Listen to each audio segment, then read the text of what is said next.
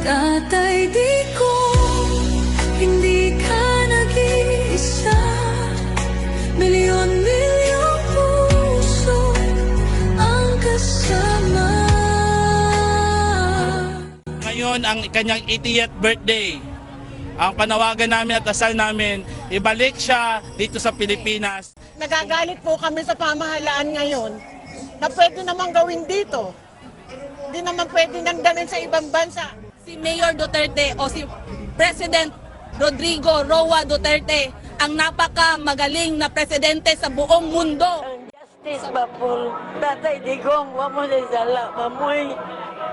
Dili man dyan po nagdako sa Davao. 80 years old na po siya ngayon. So sana man lang dili pagkait sa tong gobyerno nga pauwi na to siya diri kay napakamali po no. Una may court tayo dito na pwede naman siya litisin dito. Una Pilipinas, Duterte! Ibalik sa Pilipinas, Duterte!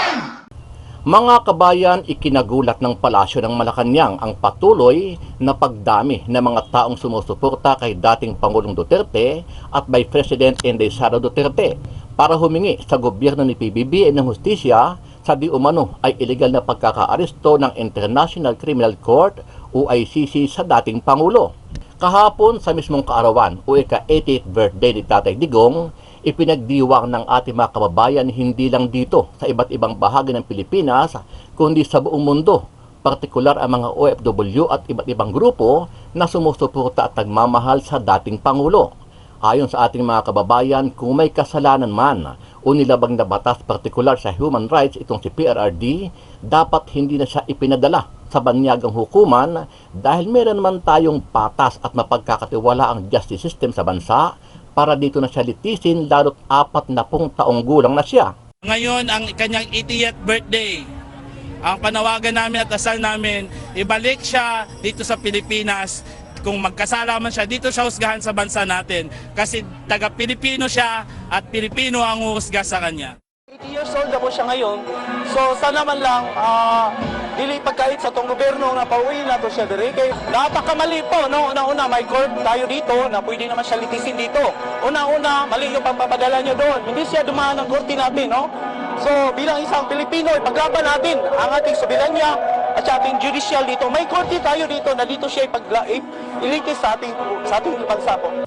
Samantala, naging emosyonal naman ang ating mga kababayang senior citizen at ilang estudyante, partikular dyan sa Davao City, kung saan ipinanganak at nagsilbi ng ilang dekada si dating Pangulong Duterte.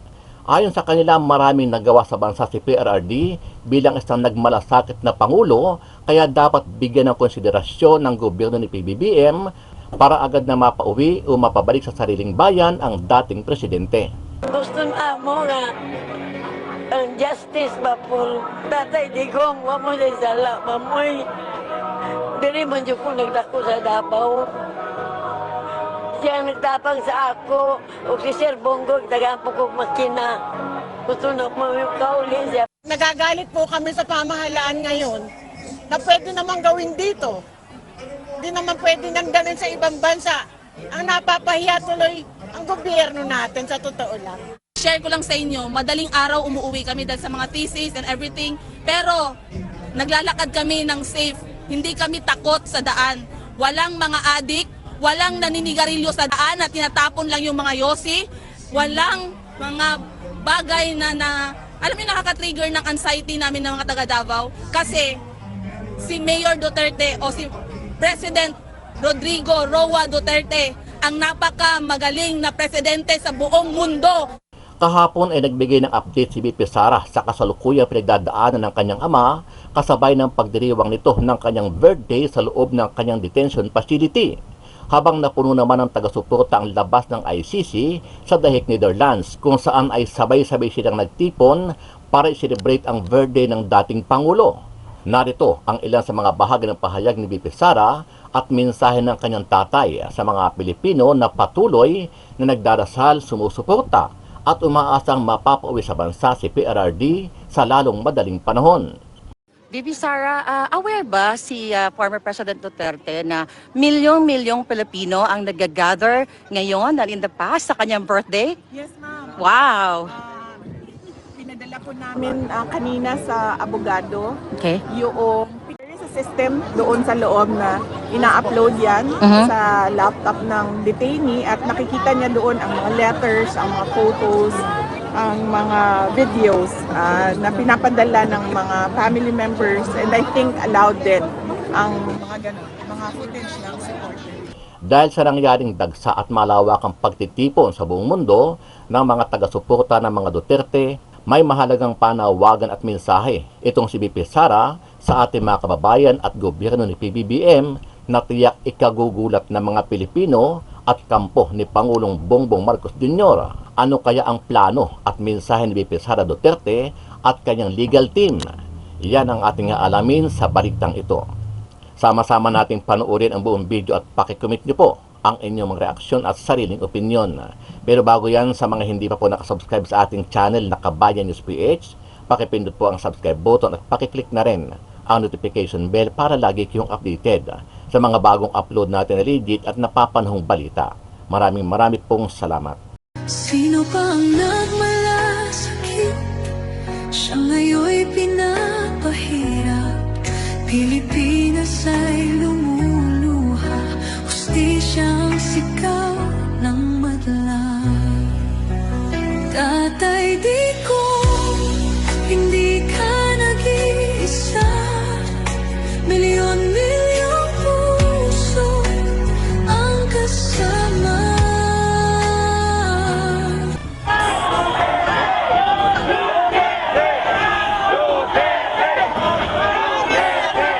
Hindi alintana ng mga taga-suporta ng pamilya Duterte ang init ng panahon at sila'y sumama sa prayer rally na isinagawa sa lungsod ng Maynila. Bandang 3:00 ng hapon, nagtipon-tipon ang Duterte supporters sa Plaza Miranda, dala ang panawagang Bring Home FPRRD. Ayon sa isang Duterte supporter, naniniwala sila na dapat sa bansang Pilipinas litisin ang kaso ng dating Pangulo.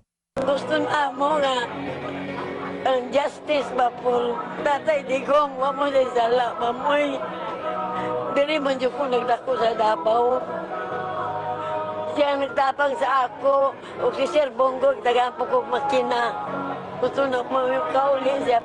Ganito rin si Lola Lisa.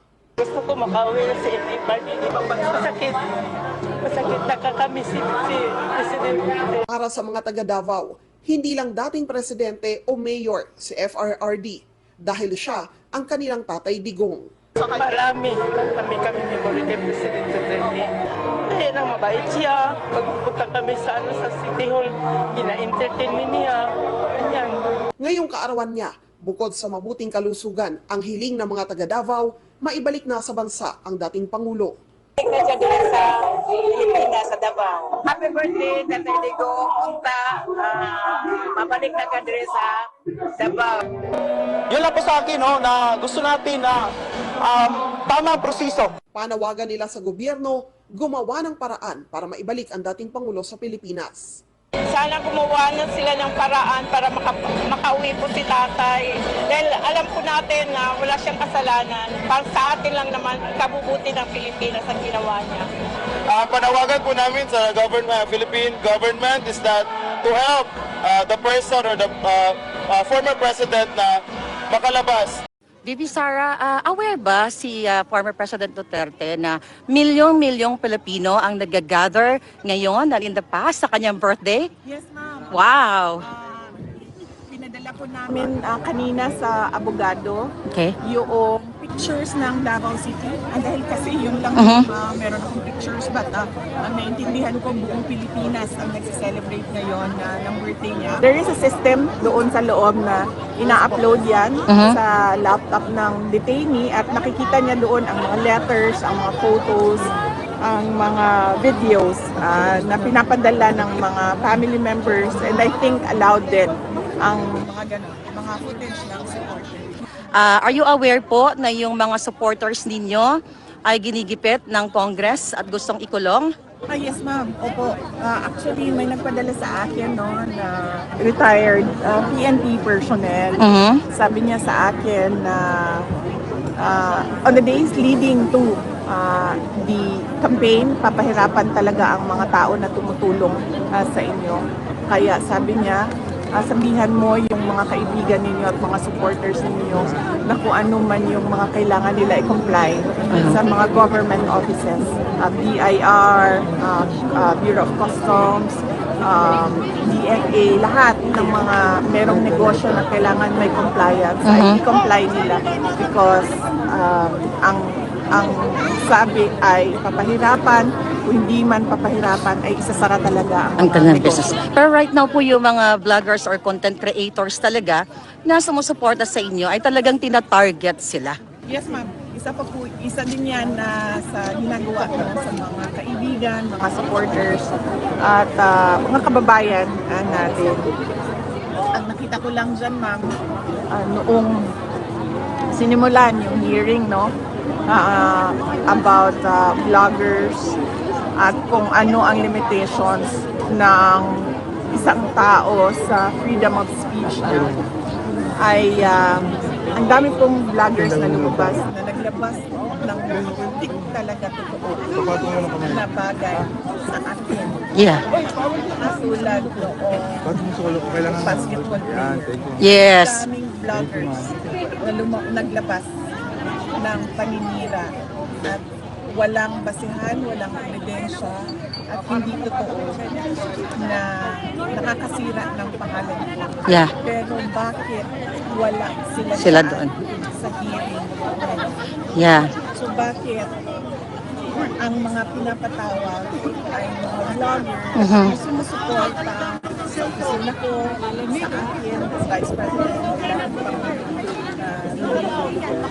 wala man lang kahit isang vlogger na tinawag para pasagutin kung bakit mo Pipi Sara, panghuli na lang kasi isa ako sa mga tina-target, no, ng Marcos administration at sinasabi nila na ako ay fake news.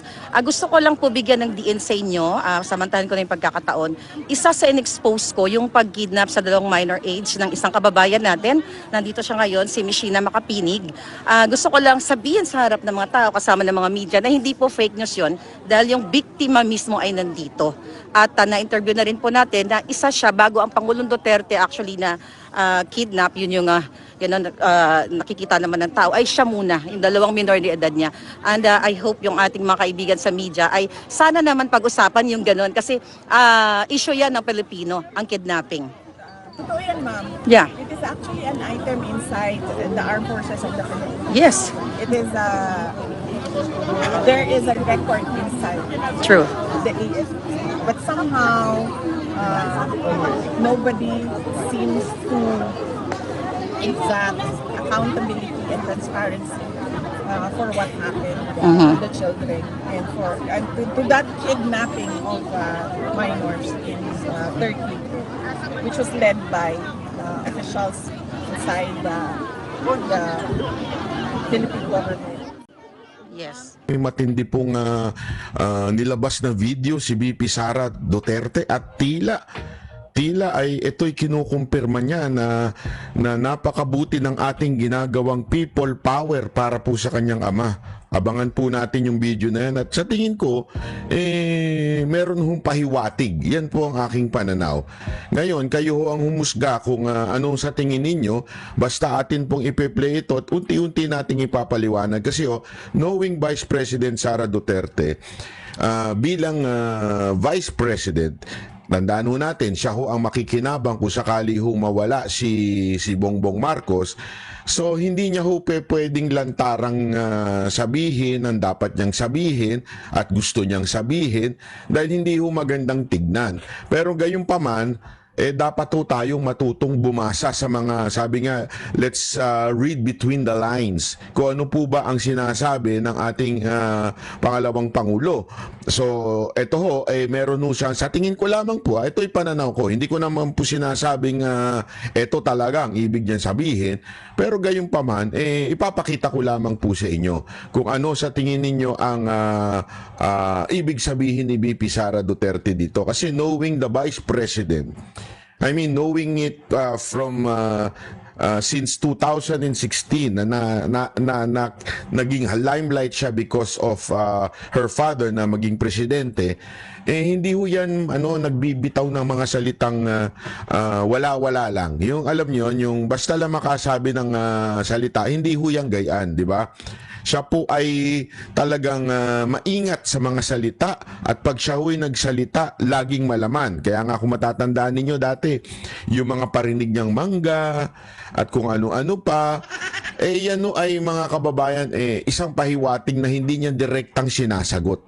Pero gayunpaman, meron ho siyang mga pahiwatig. At ganito din po ang sa tingin kong nangyari ho dito sa kanyang speech, sa kanyang pagbati sa kanyang ama. Ito ho, pakinggan ho natin at kayo ho ang mag-conclude kung anong ibig niya sabihin. Pero ako ho, ito ho ang sa tingin ko ang ibig niya sabihin. Mga kababayan, aking taus-pusong pasasalamat sa lahat ng mga Pilipino na sumusuporta at nagmamahal kay dating Pangulong Rodrigo Duterte. Sa mga kababayan natin sa Pilipinas, the Netherlands at iba't ibang panig ng mundo, napakalaking bagay para kay Pangulong Duterte ang pagtitipon ninyo para sa kanyang pag-uwi at kaarawan. Maraming salamat. Una yan, di ba? Pinuri ho ni VP Sara Duterte yung mga pagtitipon. Alam nyo, noong panahon na may mga maisog rally, tipid ho yan magsalita. Napakaingat ho magsalita niyan. At hindi niya ho ini-encourage. As a matter of fact, meron pa nga siyang isang statement na sinabi niya na let's stay at home, tayo ho'y nagtatrabaho na lang, magtrabaho, asikasuhin na lang ho natin yung mga sarili natin kesa na mag-rally. Di ba ho? Yan ho'y lumabas ho mismo sa bibig ni VP Sara Duterte noon. Pero ngayon, mukhang nag-iba ang tono. Ito'y aking pananaw lang. Komento nyo dyan sa ibaba kung ano sa tingin ninyo yung inyong pananaw. Sa akin, parang nag-iba ang tono ni VP Sara Duterte.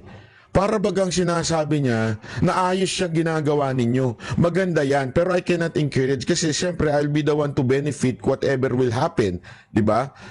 Kaya hindi ko pwedeng sabihin ang diretsyo, gayunpaman, maganda yung ginagawa ninyo. Di ba po? Para magbitaw si VP Sara ng ganyan, medyo malalim po yan. Sa inyong kaisog suporta o pag-ampo, kami nagasandig o naghinaot na atong makabot ang hustisya alang kang Rodrigo Duterte sa mga Pilipino ug sa atong nasod, Pilipinas. Syukran.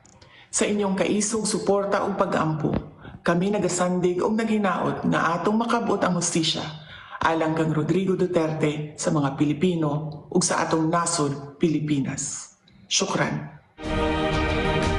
Ayan, nasyukran tayo ngayon. Okay po. So mga kababayan, malinaw na malinaw po sinabi ng ating Vice President. Pero meron pa po tayong pag-uusapan. Isa pa po nating pag-uusapan po ay ito pong komento ko at patuloy ko sa mga sagot po yung press con ni Amy Marcos. Okay, maganda din po kasi yung mga question and answer doon. Marami ho siyang ini-reveal. Marami ho siyang para bagang sikretong ibinunyag. Okay? Pakinggan po natin itong kanyang press con. Ulit sinasabi ni Secretary Boying Remulla na may konteksto ang lahat. At sa palagay ko maliwanag na may konteksto na talagang sumasabay sa alitan at pagwawalang tiwala ng dalawang panig. Itong mga pagbabago sa legal processes and our international stand, nagbago rin talaga. Alam mo, ganda nung halimbawa niya na yun, yung kung yun nga mga kababayan natin, kasi sinasabi nila ngayon, ito pala ang konteksto niyan, kasi sinasabi nila ngayon, wala tayong magagawa. Lalo na yung matapang na sekretary. Wala tayong magagawa na dyan. Wala na sa natin yan. Wala na sa jurisdiction natin yan. Hindi na natin dyan. Laging high blood na sekretary. Alam mo, mga kababayan, ito yung sinasabi ni Senator Amy. Yung ibang mga kababayan natin na Pilipino, mga OFW, kahit nga ho sila ay convicted na. Convicted na po ito, ha? Gumagawa tayo ng effort to bring them home. Kasi kapwa natin Pilipino yun. That's who we are. That's our culture. Diba? Hindi ho tayo yung nagpapabaya sa ating kababayan. Ginagawa natin yan. And I know why. Because, di ba, si Mocha naman, nagsilbi dyan sa OWA. Hindi ho nila pinipili kung sino yung bibigyan nila ng tulong. Hindi ho. Whether ikaw ay humingi ka ng tulong at kailangan mong ng legal support para may uwi ka, lahat binibigay ng gobyerno na ito. Lalo nung panahon ni Pangulong Duterte, ewan ko lang ngayon, ha? I'm not sure. Pero nung panahon ni Pangulong Duterte, ginagawa yan. Even if meron kang hindi magandang nagawa o di kaya convicted ka sa bansa na yon, 'di ba? Ginagawa ho yan. Inuuwi natin. Eto pa. Si Pangulong Duterte pa, dating presidente, tinuturing na bayani ng karamihan, hindi convicted, accused lang, at higit sa lahat, kung sabihin man ng Supreme Court na illegal yung ginawa na pagpapalipad ni Pangulong Duterte doon sa Netherlands, sasagot lang natin, hindi, wala tayong magagawa dyan. Wala na sa natin, sa jurisdiction natin yan. Yan yung mga palusot ng mga ulul. Di ba?